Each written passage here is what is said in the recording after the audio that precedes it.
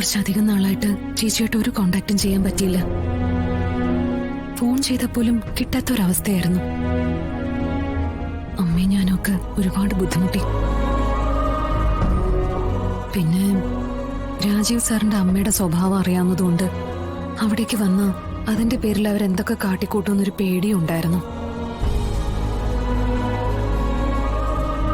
ചേച്ചി അവരുടെ കയ്യിൽ കടിച്ചു, നഖം കൊണ്ടു എന്നൊക്കെ അവർ പോലീസിൽ പറഞ്ഞത്.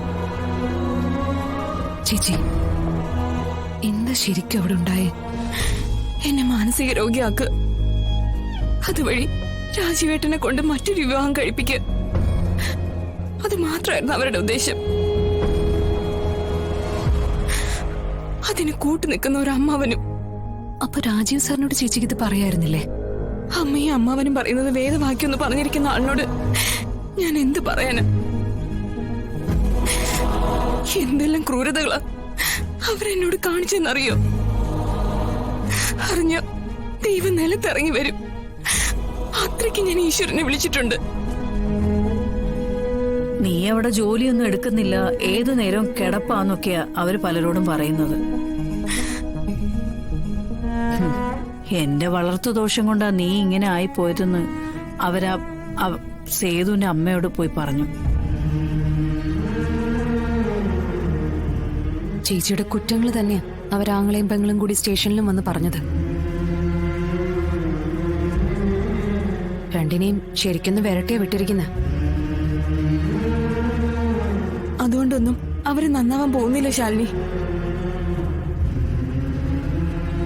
നിനക്കറിയോ,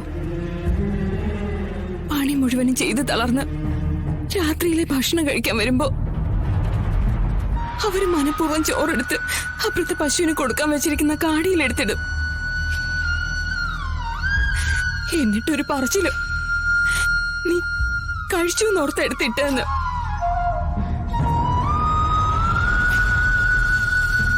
എത്രയോ രാത്രികള് പട്ടിണിയായിരുന്നു. വിശപ്പ് കടിച്ചു പിടിച്ച് കിടന്ന് നേരം വെളുപ്പിക്കും. ഉറക്കം വരുമോ അതുമില്ല. എന്റെ സങ്കടങ്ങൾ നിങ്ങളോടൊക്കെ ഒന്ന് വിളിച്ച് പറഞ്ഞറിയിക്കാന്ന് വെച്ച ഫോണ് വരെ അവര് പിടിച്ചു വെച്ചിരിക്കുകയല്ലേ.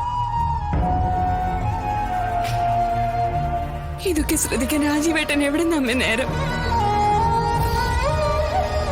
വീട്ടിലുണ്ടാവാറില്ല.